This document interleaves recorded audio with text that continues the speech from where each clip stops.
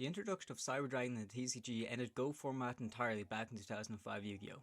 A 2100 attack monster you can special summon easily for the cost of only your opponent controlling a monster was game breaking at the time. From first introduction all the way up to now, Cyber Dragons have constantly reinvented itself as an aggressive combo deck, an OTK enabler, and consistently being a side deck staple in Edison decks. Here are just some of the many ways you can play Cyber Dragon. Branded. Further proof that in the TCG you can add branded to pretty much anything and it will still be a well-functioning deck, branded Cyber Dragon is actually decent in both theory and practice. One of the big weaknesses of Cyber Dragon not being able to compete in today's meta is its lack of one-card combos.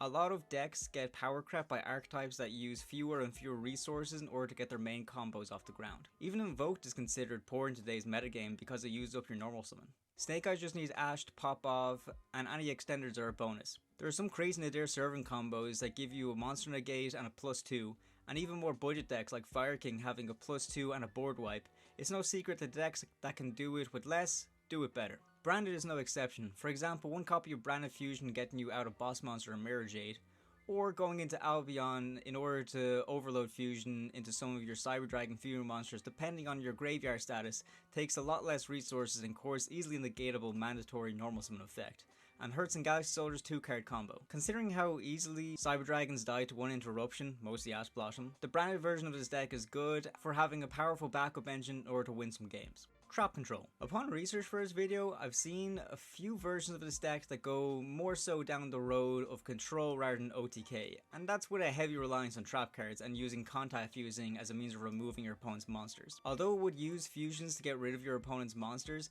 this deck relies on your XZ monsters like Infinity and Zeus to set up well calculated negates and board wipes to oppress your opponent. Also, with the use of cards like Crackdown, Ice Dragon's Prison, and the Solemn cards is what made this deck very annoying to play against. Although interesting in theory, I don't find it nearly as satisfying as going down the big fusion OTK route. This version of the deck feels a bit too floodgatey to me, which I don't feel Cyber Dragons are about at all. Cyber Dark. I will always be the first to spread hate towards the Cyber Dark builds of this deck.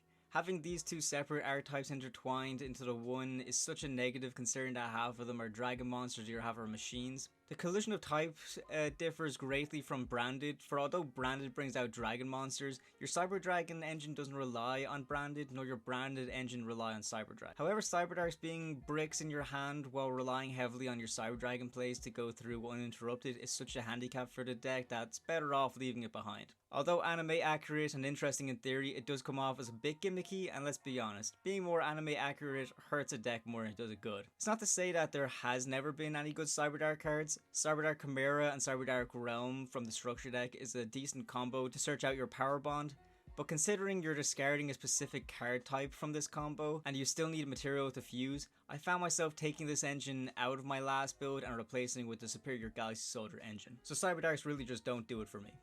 Pure. Pure is my favorite way to play the deck, as you guys might have seen many times on this channel with my various deck profiles and when Sean and I played the deck on Master Duel. I enjoy this build particularly because of its versatility. Cyber Dragons are a fan favorite deck and have been for a long time, so the deck evolved with the game.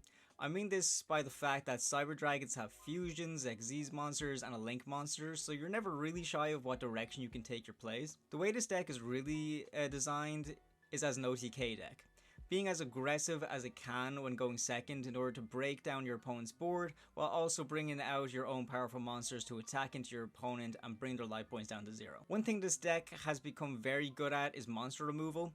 Against machine decks especially, Cyber Dragons are able to use contact fusing in order to get rid of opponent's monsters. Contact fusing, a lot like tributing with kaijus, is very hard for your opponent to play around, so it's very good at removal and breaking your opponent's board that way. Cyber Dragons rely heavily on the battle phase, so you can't mix this deck with some other modern archetypes like Runic or Labyrinth, considering that Runic skips your battle phase and Labyrinth relies too heavily on traps that one would prefer setting on turn 1. That's why I like playing this deck pure with only a few outside archetype cards to really elevate it to the next level. Some of the outside great cards include Jizurku, the Star Destroying Kaiju.